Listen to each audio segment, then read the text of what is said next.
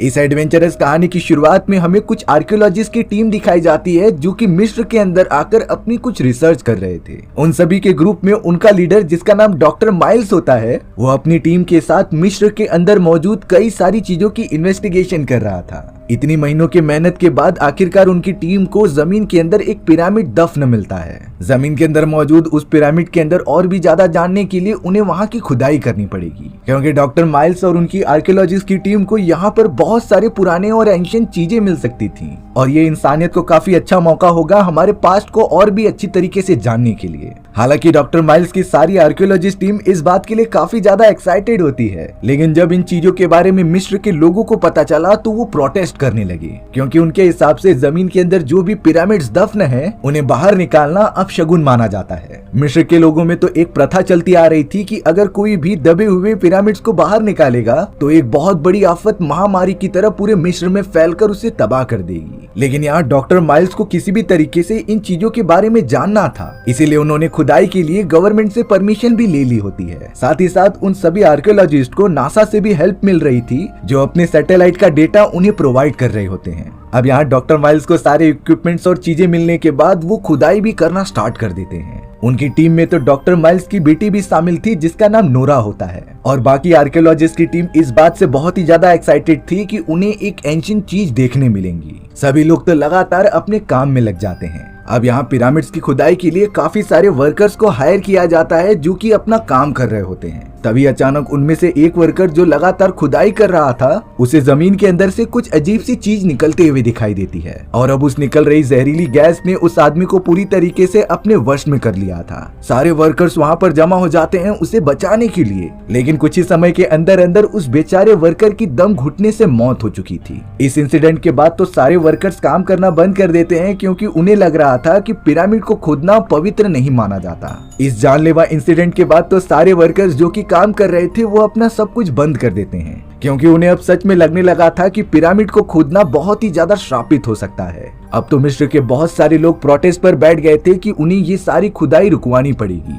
क्योंकि ये मिस्र के लिए आगे चल के बहुत ही ज्यादा खतरनाक हो सकता था। जिस तरीके से एक वर्कर की जान गई है, 1 लाख की भी जान जा सकती है, और मिस्र के लोग फिलहाल के लिए काफी ज्यादा डरे हुए थे। इसीलिए वो अपने प्रोटेस्ट को और भी ज्यादा ऊपर तक लेके जाते हैं, जो कि गवर्नमेंट तक भी पहुंच चुकी थी, और अब मिस्र की गवर्नमेंट को इन चीजों के ऊपर स्ट्रिक्ट एक्शन लेना ही पड़ेगा। यहाँ हमें डॉक्टर माइल्स को दिखाया गया जो अमेरिका के प्रेसिडेंट से बात कर रहे थे। प्रेसिडेंट माइल्स को समझा रहे होते हैं कि मिस्र के लोगों ने बहुत ही ज्यादा दंगा फसाद कर दिया है, और अब हालात को देखकर ऐसा ही लग रहा है कि तुम सभी को अपना ये मिशन बंद करना होगा, इससे पहले कि मिस्र की गवर्नमेंट खुद उसे बंद करने के लिए कहे। यानी कि अमेरिकी प्रेसिडेंट डॉक्टर माइल्स और उसके आर्कियोलॉजिस्ट टीम को सारा काम जल्द से जल्द बंद करके वापस बुला रही थी, और वो मिस्र के अंदर इन पिरामिड्स की खुदाई बिल्कुल भी नहीं कर सकते। डॉक्टर माइल्स और उसकी टीम नाराज हो जाते हैं, क्योंकि उन्होंने इस मिशन पर काफी ज्यादा समय लगाया था, और ये उनका सपना होता है कि वो एंशिएंट चीजों को ढूंढ कर लोगों के सामने लेकर आए। बट अब आसार ऐसे लग रहे थे कि उन्हें अपना सब कुछ खत्म करके वापस लौटना ही होगा। अब तो उनके पास चाह कर भी कोई रास्ता है ही नहीं।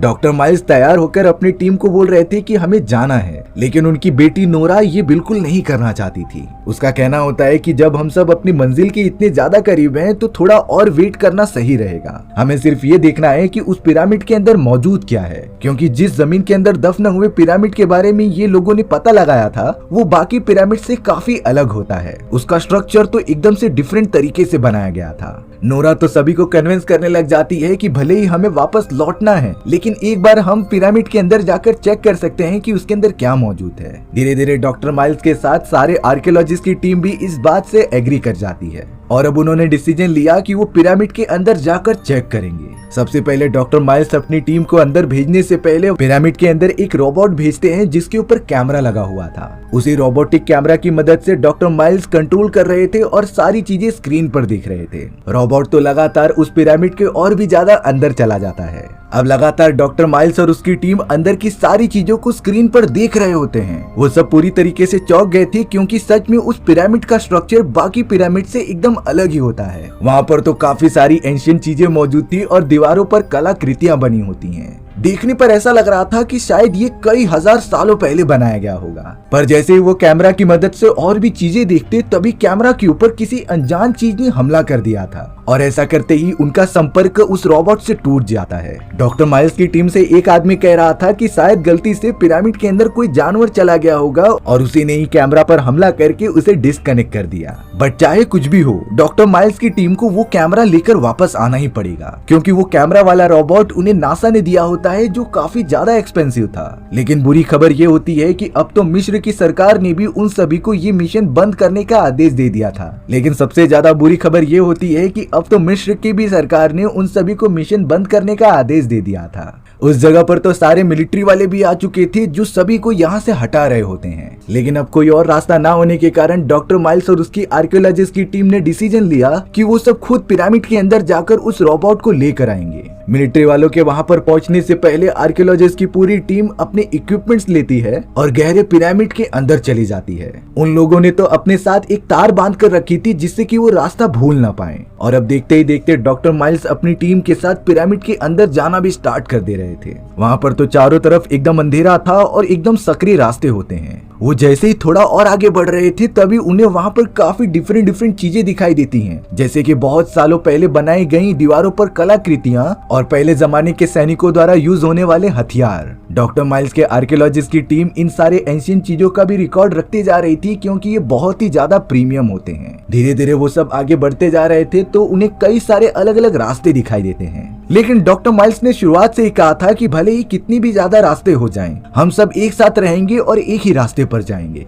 पर बाद में उन्हें एक शॉकिंग बात पता चली कि जो तार उन्होंने अपने बॉडी पर बांधा था वो अब टूट चुका होता है। यानी कि अब उन सभी को बाहर निकलने का रास्ता खुद ही ढूंढना होगा। उनके सामने कई सारे अलग अलग रास्ते आते जा रहे थे, लेकिन वो सब अपना साथ नहीं छोड़ते। उनके सामने तो अब फिर से 3 रास्ते दिखाई दिए थे, जिसमें से एक रास्ता वो सब चूज करके आगे बढ़ने लगे होते हैं। लेकिन थोड़ी ही देर में उन सभी को अंदाजा हो चुका था कि वो पिरामिड के बाहर नहीं, बल्कि उसके और भी ज्यादा अंदर जाते जा रहे हैं। और अगर यही चलता रहा तो वो पिरामिड के अंदर एकदम ट्रैप हो जाएंगे, क्योंकि वो सब जब पिरामिड के अंदर आए थे तो किसी को बताकर नहीं आए होते, क्योंकि उन्होंने पिरामिड के अंदर आने वाली बात किसी को नहीं बताई थी। और अगर किसी को इस बारे में पता नहीं होगा तो कोई उन्हें ढूंढने भी नहीं आएगा। लेकिन फिलहाल के लिए उन्हें आगे बढ़ना ठीक लगा और वो आगे बढ़ते गए। अब वो सब पिरामिड के अंदर मौजूद एक बड़े से एरिया में आ जाते हैं। टीम को तो अपना कैमरा वाला रोबोट भी मिल चुका था, जो पूरी तरीके से खराब हो गया होता है। पर वो सब एक साथ जैसे ही उस जगह पर जमा हुए, तभी वहाँ के जमीन के सारे पत्थर अचानक नीचे गिरने लग जाते हैं। पूरी की पूरी टीम अब उन पत्थरों के साथ एकदम नीचे वाले कंपार्टमेंट के अंदर चली गई थी। इस इंसिडेंट में तो उनकी टीम का एक आदमी बहुत ही ज्यादा गंभीर रूप से घायल हो जाता है। उसके पैर पर एक बड़ा सा पत्थर गिर गया था। सभी लोग तो किसी भी तरीके से उसे बचाने की कोशिश करते हैं। अब यहाँ टीम में मौजूद एक लेडी ऊपर जाने की कोशिश करती है ताकि वो बाहर निकलने का रास्ता पता कर सके। लेकिन जैसे ही उसने वहाँ पर जाने की कोशिश की, तभी एक बिल के अंदर अजीब तरीके का जानवर मौजूद होता है और अब उसने डायरेक्टली आकर उस लेडी को पंजा मार दिया, जिससे कि वो वापस नीचे गिर गई। और अब उन सभी को जल्द से जल्द वहाँ से बाहर निकलने का रास्ता ढूंढना ही पड़ेगा,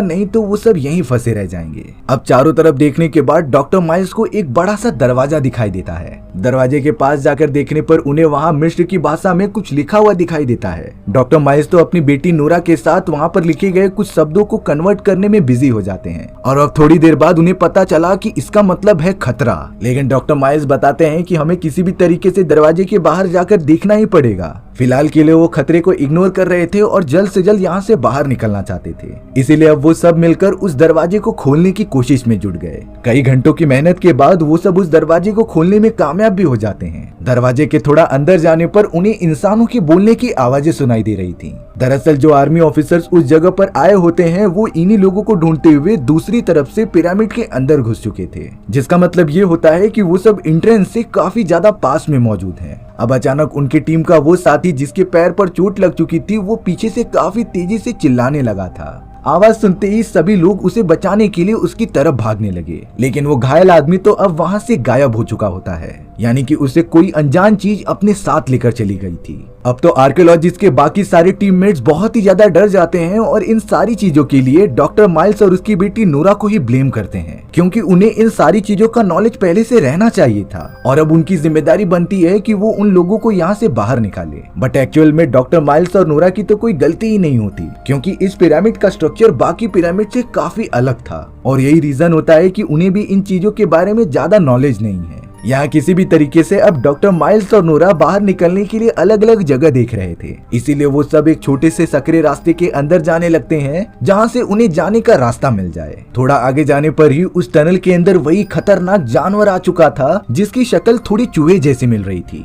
लेकिन वो बड़ा ही खूंखार था। डॉक्टर माइल्स और नोरा ने जैसे ही उस जानवर को देखा तो वो टनल से बाहर निकलने लगे। तभी अचानक उन्हें टनल के दूसरी तरफ से एक आदमी दिखाई देता है जो और कोई नहीं बल्कि वही मिलिट्री ऑफिसर था जो उन सभी को वहाँ पर बचाने आया होता है। मिलिट्री ऑफिसर के पास गन मौजूद थी, इसीलिए वो वहाँ पर मौजूद उस जानवर पर फायर करता है। डॉक्टर माइल्स और उसकी टीम को लग रहा था कि शायद वो सब अब बच जाएंगे, लेकिन तभी उस टनल में से कोई एक खतरनाक हाथ बाहर निकला और मिलिट्री ऑफिसर को अंदर खींचने लगा। देखते ही देखते मिलिट्री ऑफिसर की जान चली जाती है। सभी लोग इस बात से बहुत ही ज्यादा डर चुके थे। डॉक्टर माइल्स ने नोटिस किया कि वो काफी अजीब जगह पर पहुंच गए हैं। दीवार पर बने हुए बहुत सारे चित्र को देखने के बाद उन्हें सारी बातें समझ में आ चुकी थीं। डॉक्टर माइल्स ने बताया कि ये पूरी जगह एक जेल है जो कि मिस्र के गॉड एन्यूबस के लिए बनाई गई थी। दरअसल एन्यूबस की हरकतें देखकर उसे हेवन से निकालकर यहाँ पर कैद कर दिया और एन्यूबस को तभी मुक्ति मिलेगी जब वो किसी ऐसे इंसान का दिल निकालेगा जो पूरी तरीके से नेक दिल और सच्चा इंसान होगा। दरअसल गॉड एन्यूबस की आत्मा अभी भी वहाँ पर जिंदा होती है जो एक तराजू के अंदर आने वाले सभी इंसानों को मारकर एक तरफ उसका दिल रखते थे और एक तरफ अपनी आत्मा, और अगर इंसान का दिल उसकी आत्मा से ज्यादा वेटेड हो जाएगा तो वो उससे मुक्ति मिल जाएगी। लेकिन आज तक गॉड एन्यूबस को ऐसा इंसान मिला ही नहीं। अब देखते ही देखते गॉड एन्यूबस वहाँ पर आ चुका था जो काफी खतरनाक दिख रहा होता है। उसने तो डॉक्टर माइल्स और आर्कियोलॉजिस्ट की पूरी टीम पर हमला करना स्टार्ट कर दिया था। एक झटके में वो कई सारे इंसानों को जान से मार देता है और अब सिर्फ बचे थे नोरा और उसका एक साथी जो अपनी जान जोखिम में ना डालते हुए वहाँ से काफी दूर भागने लग जाते हैं। नोरा और उसके साथी को सामने थोड़ी सी रोशनी दिखाई दे रही थी, इसीलिए वो लोग वहाँ पर भागते जा रहे थे। लेकिन डरा देने वाली बात ये होती है कि गॉड एन्यूबस वहाँ भी पहुँच गया था। उसने तो नोरा के साथी को पकड़ा और पीछे की तरफ घसीटकर उसे मारने लगा। नोरा किसी भी तरीके से उस रोशनी की तरफ जाती है जो काफी ज्यादा डर चुकी थी। उसे तो एक सीढ़ी भी मिल गई थी जिसकी मदद से वो ऊपर की तरफ चढ़ती जा रही थी। ये सीढ़ी उसी मिलिट्री सोल्जर ने लगाई थी जो इसकी मदद से नीचे आया था। अब नोरा कैसे भी करके ऊपर की तरफ पहुंच तो जाती है, लेकिन अब उसके अंदर बिल्कुल भी हिम्मत नहीं होती कि वो थोड़ा सा चल के पिरामिड से बाहर निकल जाए। नोरा एकदम से पिरामिड की एंट्रेंस के सामने ही बेहोश होने लगती है। तभी थोड़ी ही देर बाद अचानक उसके सामने एक छोटा बच्चा आता है जो कि नोरा के कैमरे को निकालकर उसके साथ खेलने लगा था। नोरा सिर्फ और सिर्फ बच्चे से कह रही थी कि तुम अपने आप और मुझे बचाकर यहाँ से लेकर चले जाओ, लेकिन उस बच्चे को कुछ समझ में ही नहीं आता और अब अचानक पीछे की तरफ से गॉड एन्यूबस बाहर निकल चुका था जो उस बच्चे और नोरा दोनों पर ही झपट्टा मार लेता है। और इसी के साथ हमारी ये एडवेंचरस कहानी यहीं पर खत्म हो चुकी थी। सो व्यूअर्स, आपको ये स्टोरी कैसी लगी कमेंट सेक्शन में बताना भूलना मत। और अगर आपको मेरा एक्सप्लेनेशन 1% भी अच्छा लगा होगा ना तो वीडियो को लाइक एंड चैनल को सब्सक्राइब जरूर कर देना। मिलते हैं इसी तरीके की मजेदार वीडियोस में, तब तक के लिए बाय बाय।